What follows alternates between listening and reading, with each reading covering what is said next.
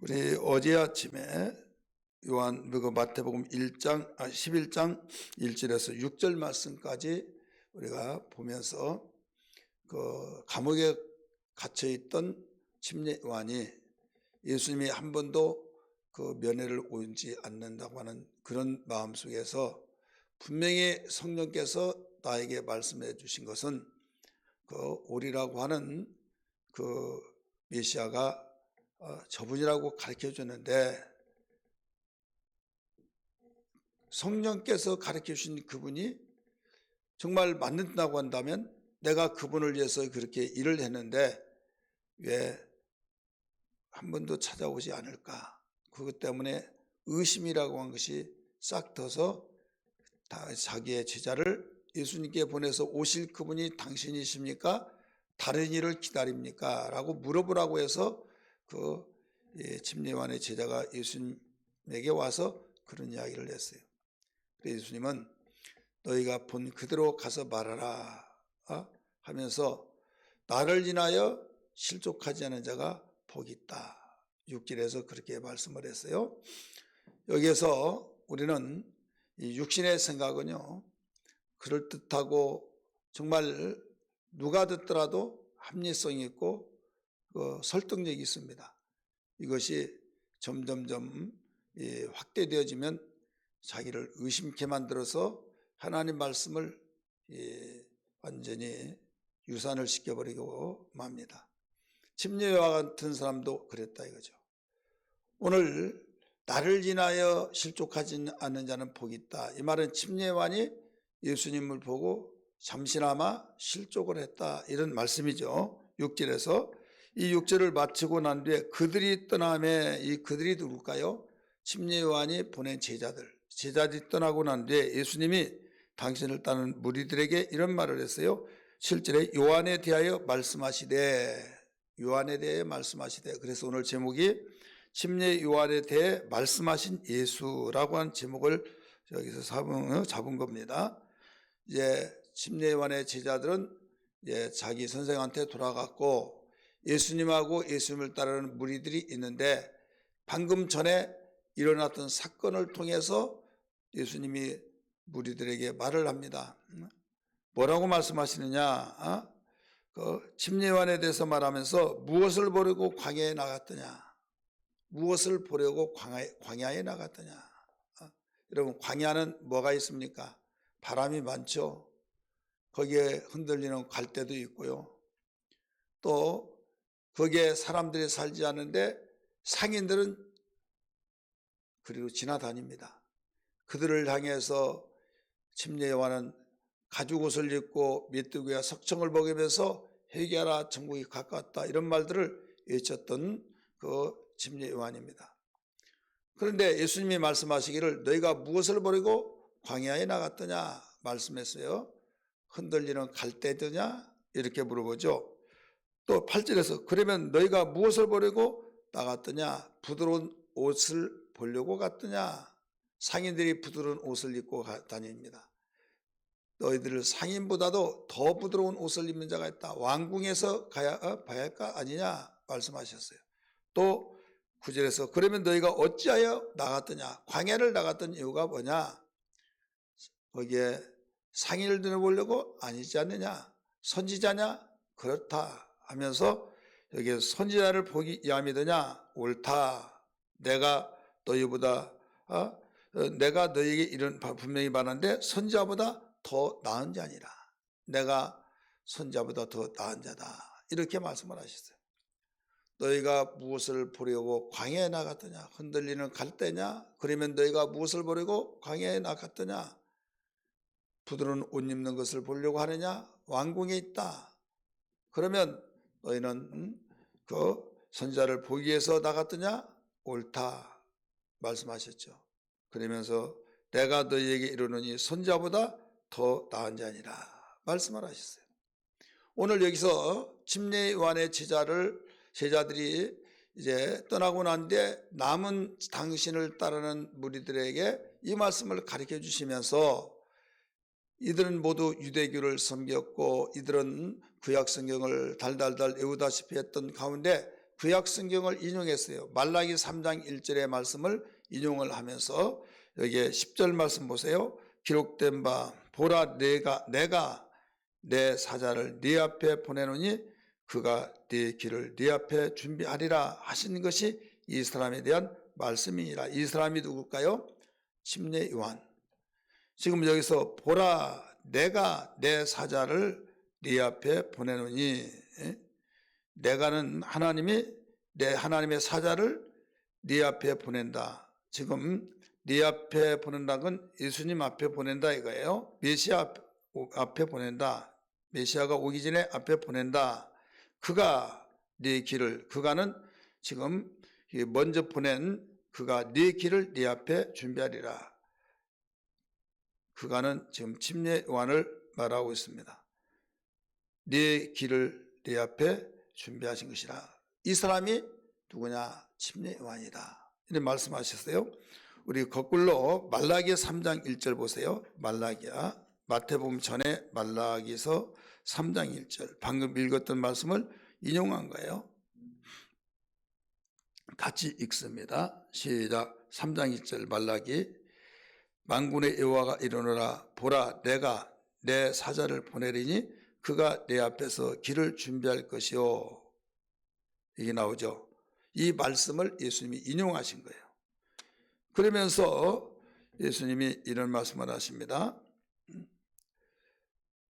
11절에 내가 진실로 너에게 말하노니, 진실을 강조하신 거예요. 여자가 낳은 자 중에 침례 요한보다 큰 이가 일어남이 없도다.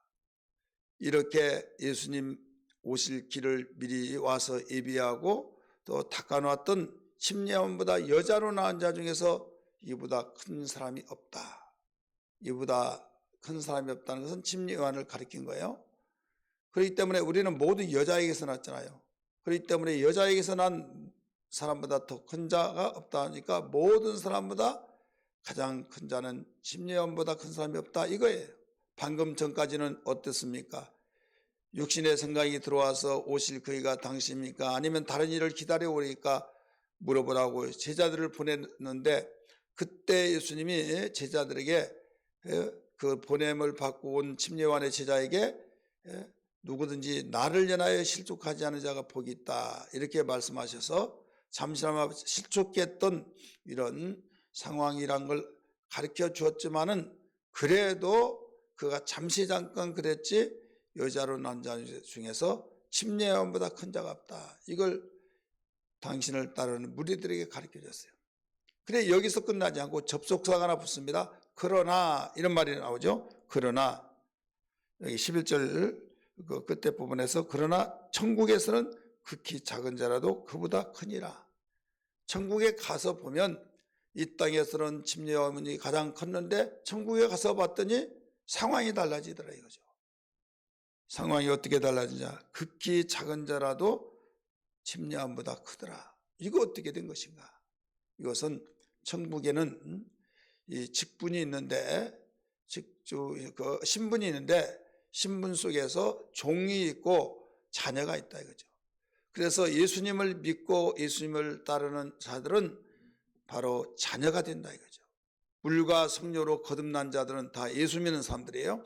그래서 거듭난 자는 하나님의 자녀가 되고, 침례 요한까지는 그 모두 거듭나지 못하고 여기에 모두 다 삼은 자들이에요. 종으로 삼았다 이거, 백성으로 삼았다 이거죠. 그래서 신분이 자녀가 되지 않고 종이라 이거죠.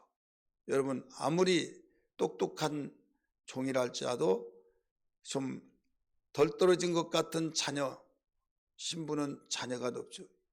하나님의 모든 약속된 기업은 자녀에게 물려준다는 걸 알아야만 됩니다.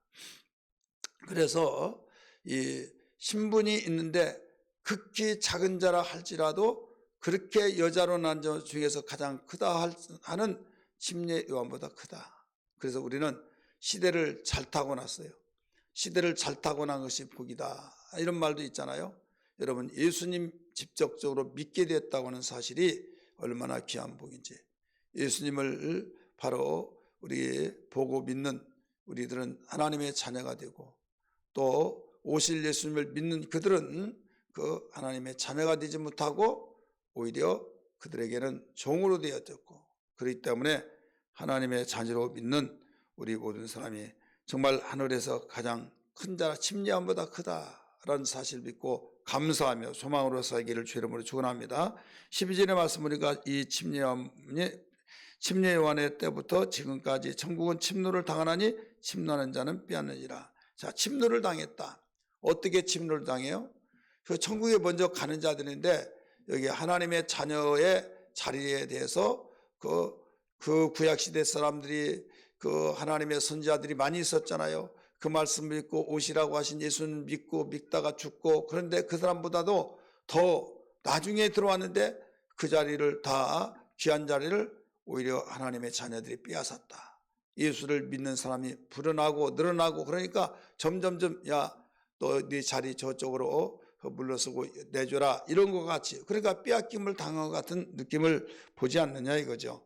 그래서 우리는 예수 믿는 것이 이렇게 큰 축복 중에 복이라는 것을 알아야 될 줄 믿기 바랍니다. 13절에 모든 선지자와 율법이 예언하는 것은 요한까지니 침례 요한까지다 하고 가르쳐 줬어요.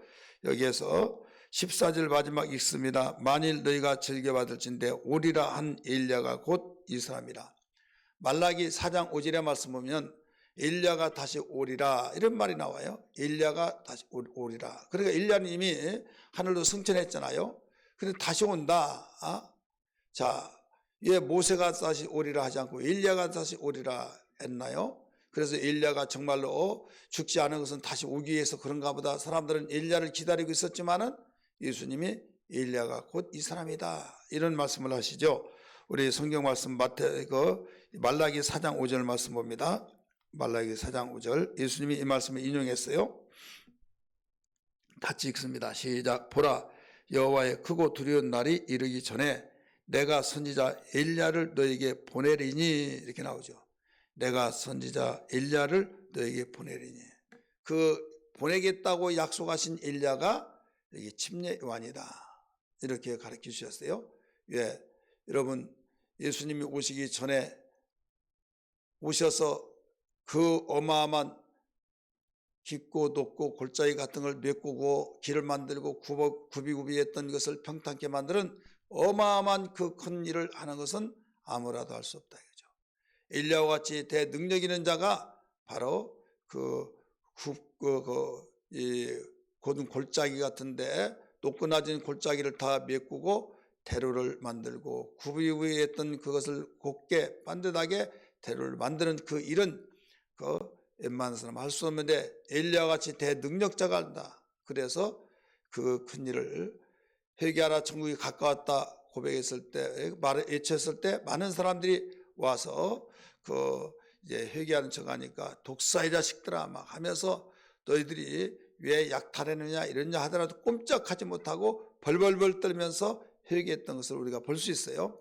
이와 같이 능력 있는 엘리야만이 되어지듯이 침례 요한이 이런 일을 감당했다는 것을 일러주고 있어요. 오늘 우리는 이 말씀을 통해서 주여 오리라 한 엘리야도 이제 오게 하셨으니 예수님만 오시는 것이 남아 있습니다. 주님이 오시리라고 말씀하신 주님이 반드시 오실 터인데, 우리가 이 땅에 살면서 비록 구약의 성도들보다 부족한 것이 많이 있을지라도 천국에 가서는 그들보다 더 크다는 사실을 갖게 하셨사오니 감사합니다. 이 믿음과 소망 가지고 열심으로 남은 생에 주님 오시리라고 하신 말씀을 부여잡고 마라나타 신앙으로 살아가게 하여 주옵소서. 이 신앙 되기를 주의 이름으로 축원합니다. 할렐루야.